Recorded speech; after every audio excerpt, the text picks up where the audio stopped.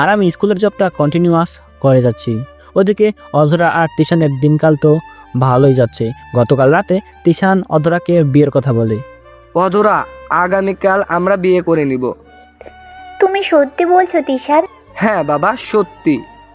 অধরা খুশিতে তিশানকে জাপটে জড়িয়ে ধরে।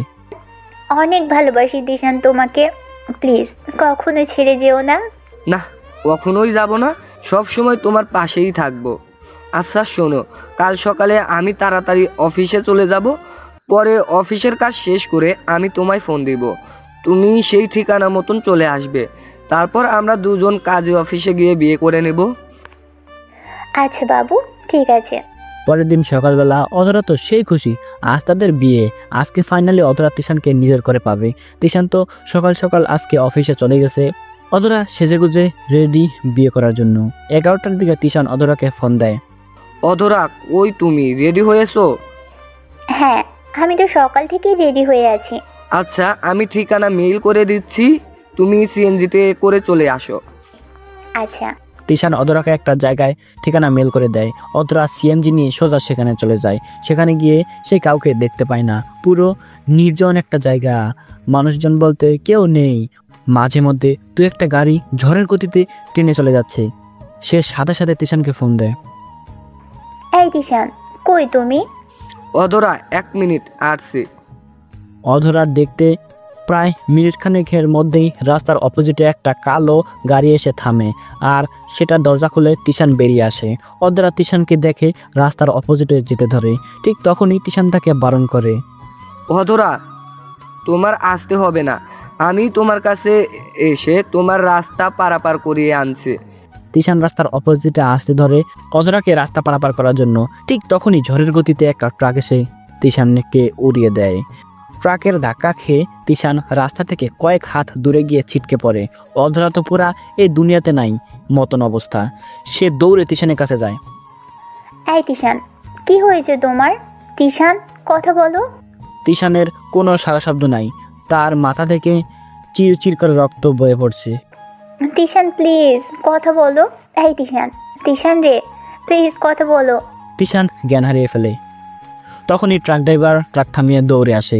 এসে দেখে তিশানের অবস্থা 12টা।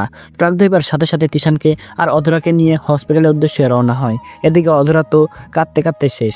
অধরা কান্না যেন থামছেই না। হসপিটালে পৌঁছানোর পর তিশানকে ইমার্জেন্সিতে নিয়ে যাওয়া হয়। অধরা আর ট্রাক ড্রাইভার ইমার্জেন্সির সামনে বসে বসে অপেক্ষা করছে। অনেকক্ষণ পর ইমার্জেন্সি থেকে ডক্টর বেরিয়ে আসে। ডক্টরকে দেখে অধরা দৌড়ে ডক্টরের কাছে যায়। ডক্টর, আমার তিশানের কি অবস্থা? আল্লাহকে ডাকুন, পেশেন্টের অবস্থা সিরিয়াস। মাথায় প্রচণ্ড রকমের আঘাত লেগেছে, তার উপরে তার 2টো কিডনি ড্যামেজ হয়ে গিয়েছে। ডক্টরের কথা শুনে অধরা পুরো বাকরুদ্ধ হয়ে যায়। ডক্টর প্লিজ, আপনি যেভাবেই হোক আমার তিশানকে বাঁচান, ওর কিছু হলে আমি মরে যাব। প্লিজ আপনি শান্ত হন আর দেখুন, আমাদের হাতে কিছুই নেই, সব কিছুই এখন উপরওয়ালার হাতে। তিনার হুকুম যদি পেশেন্টের উপরে থাকে তাহলেই তিনাকে বাঁচানো সম্ভব। প্লিজ ডক্টর, আমি আপনার কাছে হাত জোড় করছি, প্লিজ আপনি আমার তিশানকে বাঁচান।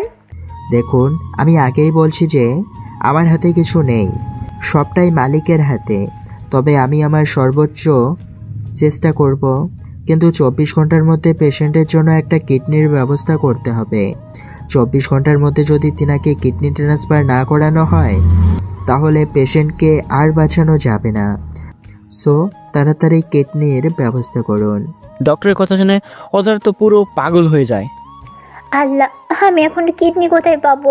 এই অসময়ে কিডনির ব্যবস্থা কোথা থেকে করব? আমি না জানি না কোথায় পাবো, তবে কিডনির ব্যবস্থা করতে হবে আমার, আমি সেইটুকুই জানি।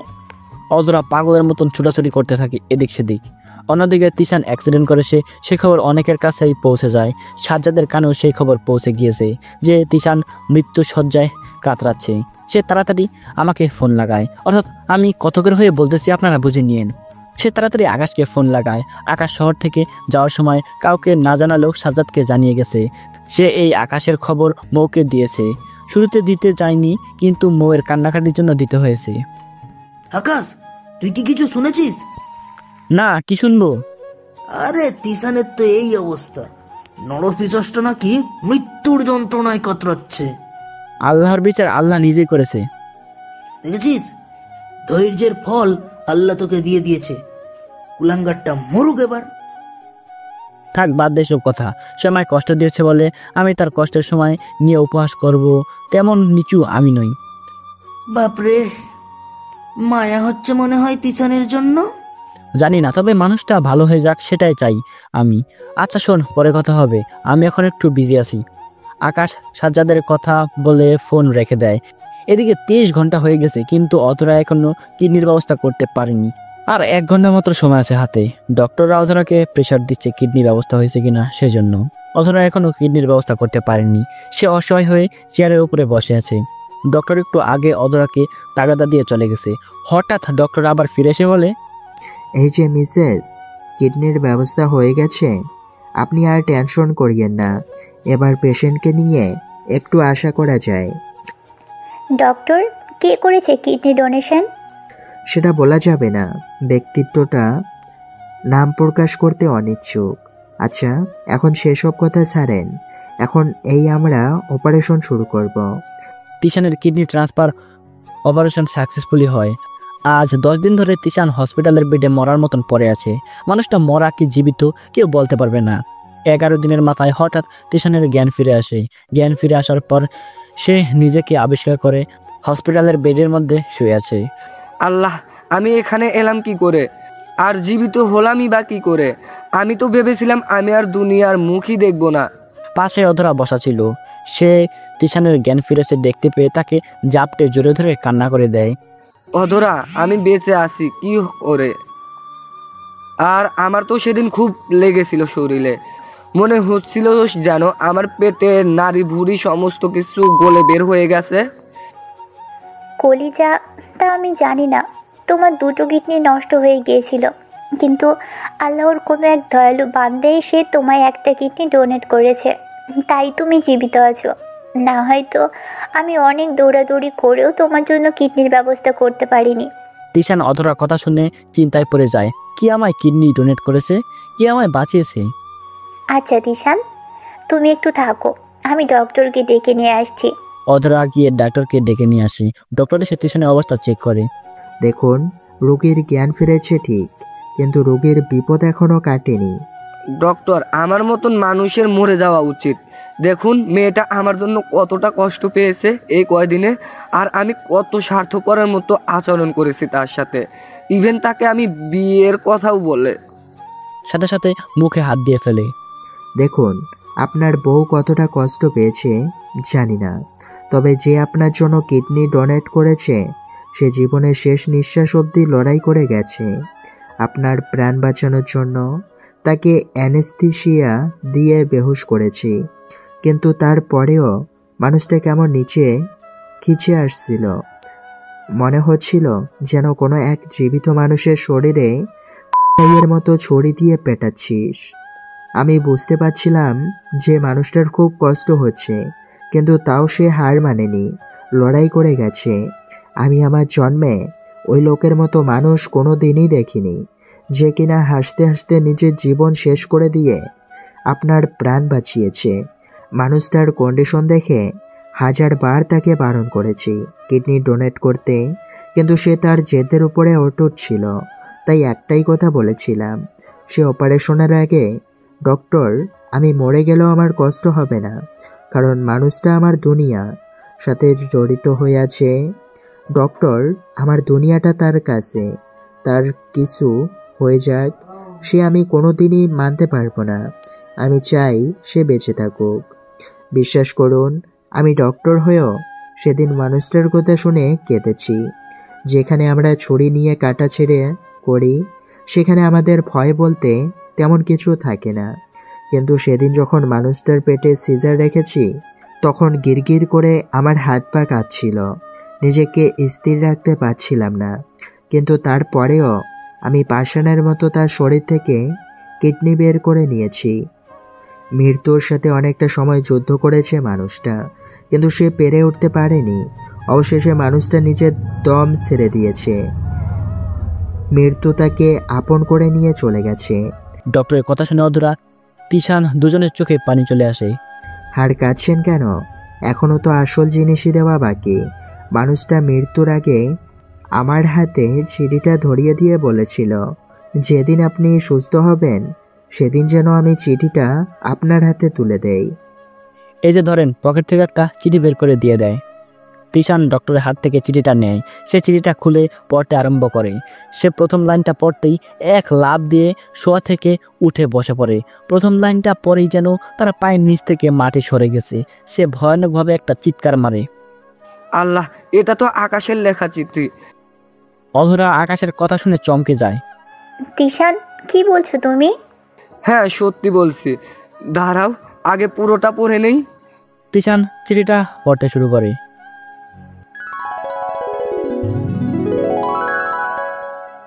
বন্ধু, কেমন আছিস? আশা করি ভালোই আছিস।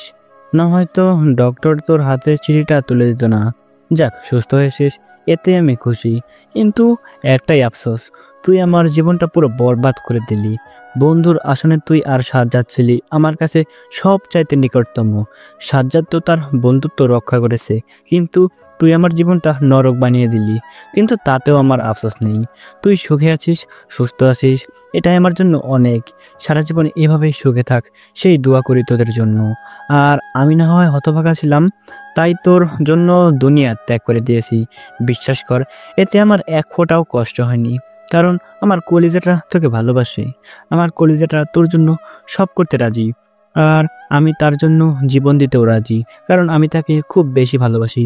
কিন্তু সে তোকে ছাড়া ভালো থাকতে পারবে না, তাই তোকে সুস্থ করার জন্য নিজের জীবন বিসর্জন দিয়ে দিলাম। তোর কিডনি দুটোই ড্যামেজ হয়ে গেছে। ডক্টর বলেছে কিডনি ছাড়া তোকে বাঁচানো অসম্ভব। অধরা অনেক ছোটাছুটি করেছে তোকে বাঁচানোর জন্য, কিন্তু কিডনির ব্যবস্থা করতে পারেনি। তাই আমি নিজেই কিডনি ডোনেট করে দিয়েছি তোকে। আমি জানতাম যে আমার শরীরের কন্ডিশন ভালো না। ডক্টরও বলেছে কিডনি ডোনেট করলে আমার মারাত্মক বিপদ হতে পারে, কিন্তু আমি তো পিছু হটবো না। আমার কলিজার সুখের জন্য আমি মৃত্যুর খাটিয়াতেও শুয়ে যেতে রাজি। তাই বাঁচিয়ে দিলাম তোর জীবন। খোদার তরফ থেকে হুকুম এসেছিল একটা প্রাণ নেওয়ার, কিন্তু সেটা হয়তো তিনি নির্ধারণ করে দেননি। তাই তোর বদলে মৃত্যুর অমৃত সুধা আমি পান করে নিয়েছি। বিশ্বাস কর, যখন আমায় অ্যানেস্থেসিয়া দিয়ে আমায় বেহুশ করে, তখনও আমার ভিতরে সব কিছু চলমান ছিল। ডক্টরের দিকে আমার পেটে সিজার চালাচ্ছিল, অন্যদিকে আমি ব্যথায় কাতর হয়ে যাচ্ছিলাম, কিন্তু তাও আমি সমস্ত কিছু হাসি মুখে মেনে নিয়েছি অধরার জন্য। আর আমার কাছে ভালোবাসা প্রমাণ করার এটাই শেষ সুযোগ ছিল, তাই আমি সেই সুযোগটা হাতছাড়া করিনি। ঝাঁপিয়ে পড়েছি তোকে মৃত্যুর হাত থেকে বাঁচাতে। অবশেষে প্রমাণ করে দিয়েছি, এবার শান্তিতে কবরে থাকতে পারবো। আর তুই দয়া করে অধরাকে কখনো কষ্ট দিস না, তাকে সবসময় আগলে রাখিস। না হয়তো মনে করবো তোর জন্য নিজের জীবন দেওয়াটা বৃথা ছিল। আর হ্যাঁ, একটা কথা, এই দুনিয়ায় তো অধরাকে নিজের করতে পারিনি, কিন্তু খোদার কাছে গিয়ে তাকে খুব করে চাইবো তুই অধরাকে পরে পরে আমার জন্য ছেড়ে দিস। সেই দুনিয়াতে তাকে নিয়ে আমি সংসার করব। ভালো থাকিস বন্ধু, খোদা হাফেজ। ইতি, আকাশ মাহমুদ। তিশান আমার চিঠি পড়ে পুরো স্তব্ধ হয়ে যায়। আকাশ, তুই কি করলি এটা? বন্ধুরে, তুই কি করলি এটা? আমি যে তোর সাথে খুব বড় অন্যায় করে ফেলেছি। এই অন্যায়ের মাফ যে আমি কোনোদিনই পাবো না বন্ধু। তিশান শব্দ করে কান্না করতে থাকে। তিশান, কি হয়েছে? এভাবে কাঁদছো কেন? অধরা, তোমায় কিছু সত্য কথা বলার আছে। আর যা তোমাকে না বললে আরো বড় অপরাধী হয়ে যাব আমি। কী সব উল্টো পাল্টা বলছো তিশান? আর আকাশ কি করেছে? অধরা, আমি জানি না যে আজকের পর তুমি আমার এই চেহারা কোনোদিন দেখবে কি না, কিন্তু তাও আমি বলবো। আরে, কি হয়েছে বলবে তো? অধরা, তাহলে কলেজ লাইফ থেকেই শুরু করি। তবে মাঝে কোনো কথা বলবে না, সবটাই আগে মন দিয়ে শুনবে। দেখো, তুমি ভাবছো আমি তোমায় খুব ভালোবাসি, কিন্তু না, সেটা পুরোটাই ভুল। আমার থেকেও বেশি ভালোবাসতো তোমাকে আকাশ। সে আমার আগ থেকেই তোমাকে ভালোবাসতো। সে একদিন আমায় বলে, বন্ধু, আমি অধরাকে খুব বেশি ভালোবাসি। মেয়েটাকে দেখলে আমার দুনিয়াদারি ওলট পালট হয়ে যায়, আর আমার মুহূর্তের জন্য সমস্ত কষ্ট দূর হয়ে যায়। আমি যে এতিম সেটা মনেই হয় না। তখন মনে হয় আল্লাহ এই এতিমের জন্য অধরাকে বানিয়েছে। যেদিন আকাশ আমায় এসব বলে, তারপর থেকেই আমি তোমার পিছনে লেগে পড়ি। কারণ আকাশকে আমি সহ্যই করতে পারতাম না। পড়াশোনায় অনেক এগিয়ে ছিল সে, তার নম্রতার জন্য অনেক মেয়েই দুর্বল ছিল তার প্রতি, কিন্তু সেসব আমার সহ্য হতো না। কারণ আমার বাবার এত টাকা, কিন্তু তার কিছুই ছিল না, সে ছিল এতিম। তারপরেও আমার বন্ধু আমার লগে এগিয়ে যাবে, সেসব যেন মেনে নিতে পারছিলাম না, তাই তাকে বরবাদ করতে লেগে যাই। তাকে বরবাদ করার প্রথম ধাপ ছিল তোমার উপরে নজর দেওয়া। আমি সেটাই করেছি। আমি ফুসিয়ে ফাঁসিয়ে তোমায় প্রেমের জালে আটকেছি। আকাশ যখন আমার সাথে তোমার সম্পর্কের কথা জানতে পারে তখন সে অনেক কেঁদেছিল, কিন্তু আমি সেসব দেখে মজা নিয়েছি। তখন সে শুধু আমায় একটা কথাই বলেছিল, তিশান, তুই আমার পৃথিবীতে না আসলেও পারতিস, কিন্তু যখন এসে পড়েছিস তাহলে মানুষটাকে সামনে রাখিস। আমি তাকে মিথ্যা আশ্বাস দিয়েছি যে হ্যাঁ, সামলে রাখবো। আমি চেয়েছিলাম তাকে কষ্ট দিতে, তোমাকে কেড়ে নিয়েছি, এতেই সে অনেক কষ্ট পেয়েছিল। তোমার প্রতি আমার কোনো নজরই ছিল না। ভেবেছি তোমার সাথে সম্পর্ক জড়িয়ে ওকে কষ্ট দিব, তারপরে তোমার ছেড়ে দিব, কিন্তু পরবর্তীতে আমার নজর পড়ে তোমার শরীরে, তাই আর ছাড়িনি। তোমার সাথে প্রেমের নাটক করে সম্পর্ক করেছি। শুধু তোমার সাথেই নয়, আমি এরূপ আরও অনেক মেয়ের সাথে সম্পর্ক করেছি।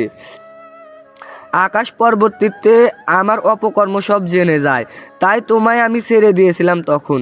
এতে আকাশের কোনো হাত নেই, আমি নিজ ইচ্ছায় তোমায় ছেড়েছিলাম, কিন্তু বেচারাটা তোমার জন্য আমার কাছে হাত পেতেছিল।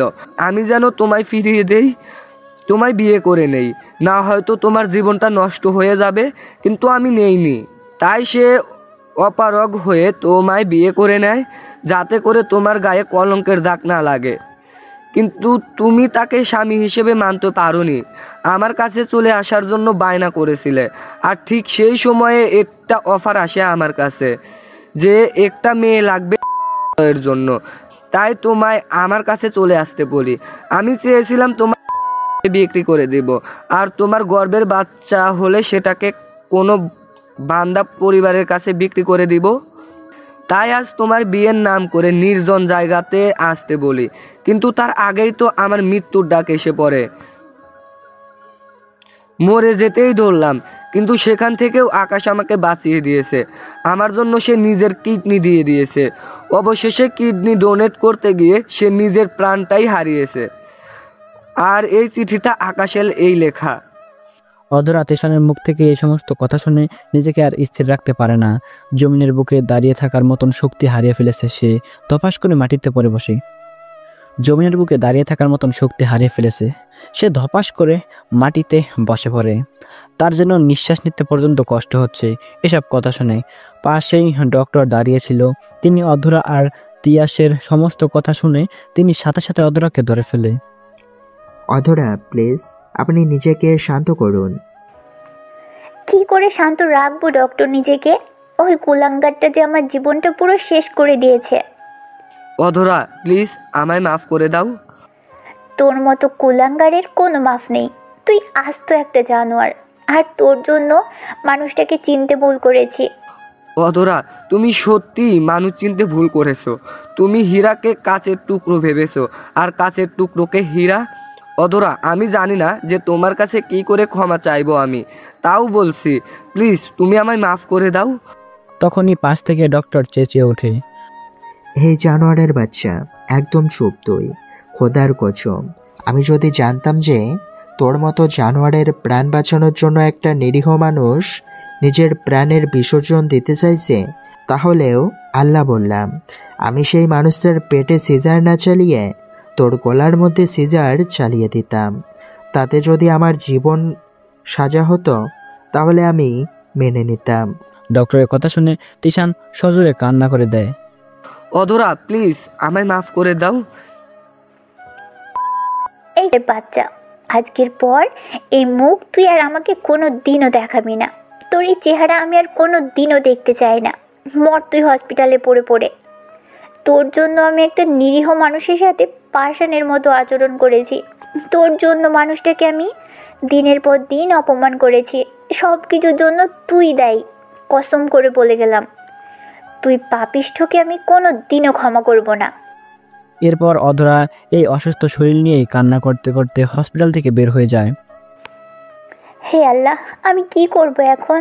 মানুষটাকে যে আমি মারতে মারতে মেরেই ফেলেছি, মানুষটা তাও মুখ বুজে আমায় ভালোবেসে গেছে। এত অপমান করেছি মানুষটাকে, তাও সে আমার হাত ছাড়েনি। যে মানুষটা আমার এতটা ভালোবাসতো, যে আমার জন্য শেষমেশ নিজের প্রাণটাই দিয়ে দিয়েছে, আর আমি সেই মানুষটাকেই জুতোর বাড়ি মেরেছি। ও আল্লাহ, এত বড় অন্যায়ের বোঝে কি করে মাথায় নিয়ে ঘুরবো আমি? অধরা রাস্তার মধ্যে পাগলের মতন কান্না করতে থাকে। সে জানে না যে সে এখন কি করবে আর কোথায় যাবে, কার বুকে গিয়ে ঠাঁই নেবে। তার তো কোনো রাস্তাই খোলা নেই এখন। যার বুকে ঠাঁই নেওয়ার কথা ছিল তাকে তো সে নিজ হাতেই খুন করে ফেলেছে। সে কান্না করতে করতে তিশানের বাসায় চলে যায়। সেখানে গিয়ে কোনো কিছুই নেয় না, কাপড় চোপড় সেভাবে ফেলে রেখে চলে আসে। শুধু সে জুতো জোড়া নিয়ে ঘর থেকে বের হয়ে আসে, যে জুতো জোড়া দিয়ে সে আকাশকে মেরেছিল, অর্থাৎ আমাকে মেরেছিল। আমি এখন কোথায় যাব? কার বুকে গিয়ে মাথা গুঁজবো? আমার তো আর যাওয়ার মতন সমস্ত জায়গা বন্ধ। সমস্ত কিছু যে আমি নিজেই শেষ করে দিয়েছি। বাসার সাথে সম্পর্ক শেষ করেছি, মানুষটাকে দুনিয়া থেকে তাড়িয়ে দিয়েছি। মাথায় যেন কিছুই কাজ করছে না। তখনই মনে পড়ে গেল সেই জুতো জোড়ার কথা। আকাশ বলেছিল, কলিজা, আজ হয়তো আমার মূল্য তোমার কাছে নেই, তাই জুতোর বাড়ি দিয়ে দুনিয়ার সবচাইতে বেদামি প্রমাণ করেছিলে। কিন্তু এমন একটা দিন আসবে যেদিন আমি থাকবো না, কিন্তু সেদিন এই জুতো জোড়ার মূল্য তোমার কাছে অনেক গুণ বেড়ে যাবে, কিন্তু এই জুতো জোড়াই তুমি আঁকড়ে ধরে কাঁদবে। আজ ঠিক তাই হয়েছে। পাপের ফল পাচ্ছে সে। জুতো জোড়াকে নিজের বুকের সাথে জড়িয়ে ধরে রেখেছে। জুতো জোড়া দেখে যেন তার কান্নার মাত্রা আরো দ্বিগুণ হয়ে গিয়েছে। সে জুতো জোড়া হাতে নিয়ে ঠাস ঠাস করে অনেক কয়টা বাড়ি বসিয়ে দেয় নিজের গালে।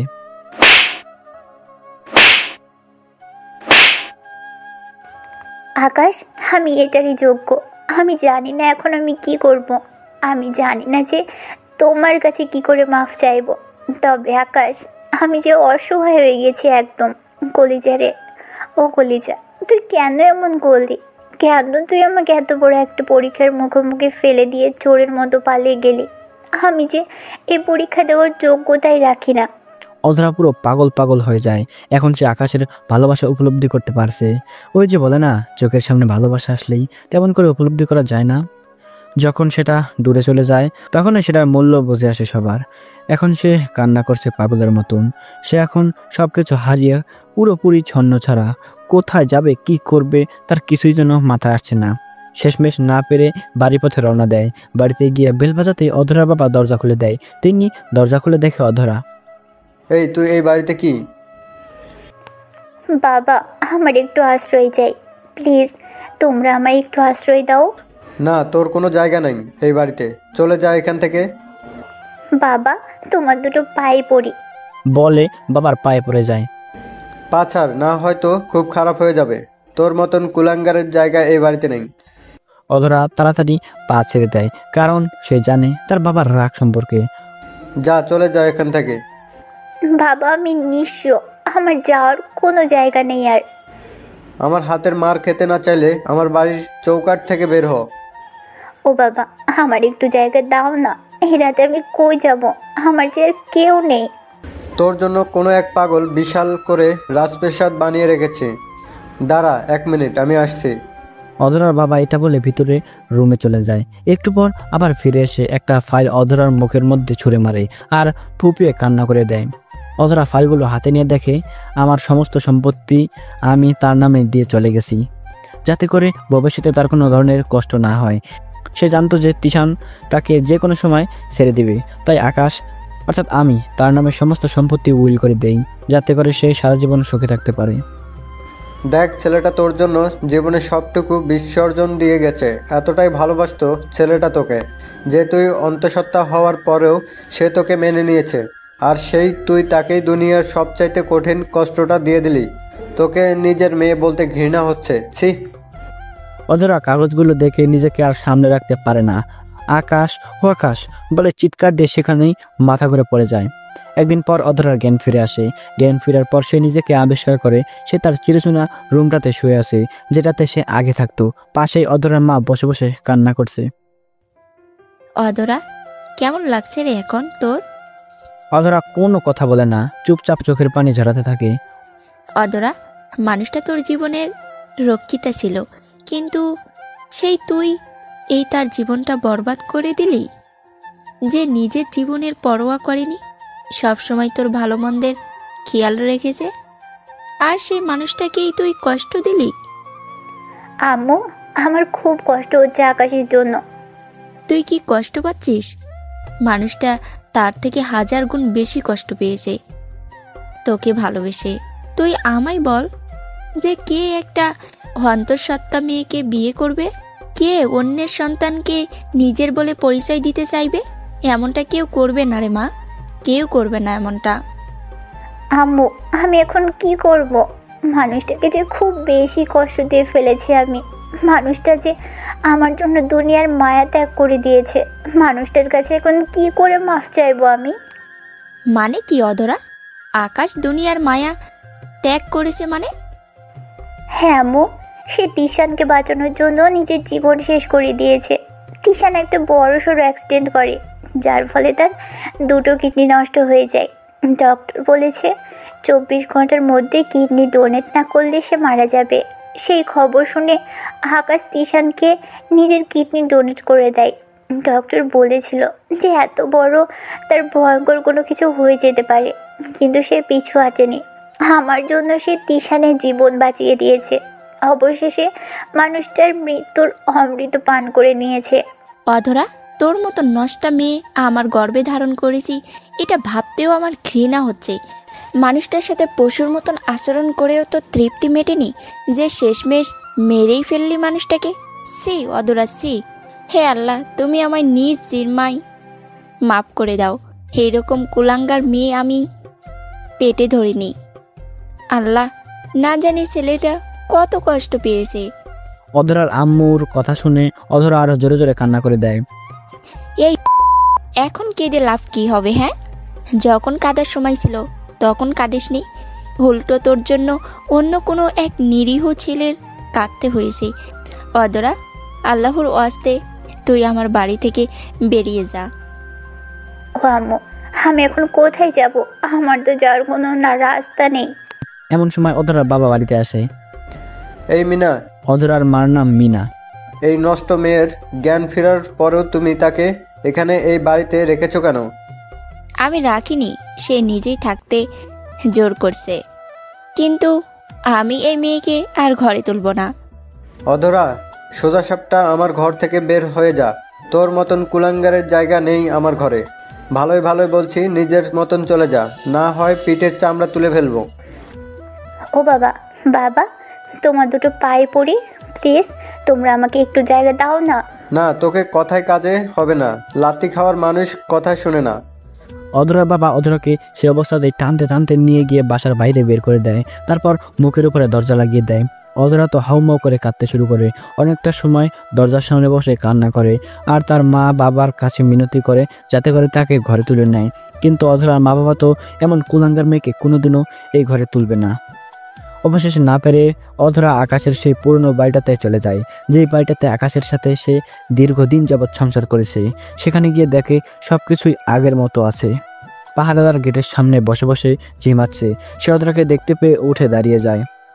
ওই যে ম্যাম, ধরেন আপনার ঘরের চাবি। স্যার, আমার যাওয়ার আগে বলে গেছেন যে আপনি আসলে যেন ঘরের চাবিটা আপনার হাতে তুলে দিই। ধরেন চাবিটা, দিয়ে বাড়ির ভিতরে প্রবেশ করেন। এখন থেকে এই বাড়ির মালিক আপনি। আর শুনেন, একটা কথা বলি, কিছু মনে করবেন না। আপনার মতন স্বার্থপর মানুষ না এই দুনিয়ার বুকে আর একটাও পাওয়া যাবে না। অধরা দারোয়ানের কথা শুনে মাটির দিকে তাকিয়ে কান্না করতে থাকে। যান, এবার ভিতরে যান। আপনার এই ছলনাময় চেহারা আমার আর দেখতে ইচ্ছে করছে না। অধরা কোনো কথা না বলে চাবি দিয়ে দরজা খুলে সোজা ভিতরে ঢুকে যায়। জুতো জোড়া এখনো বুকের সাথে জড়িয়ে ধরে রেখেছে। এই জুতো জোড়ার জন্য এখন তার শরীরের একটা অঙ্গ। বাড়ির ভিতরে প্রবেশ করে সারা বাড়ি পাগলের মতন ঘুরঘুর করতে শুরু করে। আকাশের কোনো কিছুই নেই এই বাড়িতে, তবে বাড়িটা সব কিছু দিয়ে পরিপূর্ণ।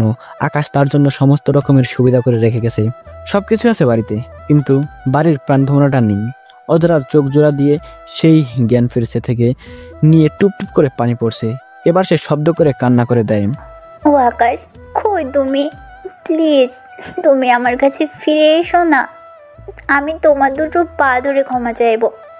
কলিজারে, এতদিন তোমার ভালোবাসা আমি বুঝতে পারিনি, আজ বুঝতে পারছি কলিজা যে তোমার ভালোবাসা কতটা গভীর ছিল। প্লিজ তুমি আমার কাছে ফিরে এসো।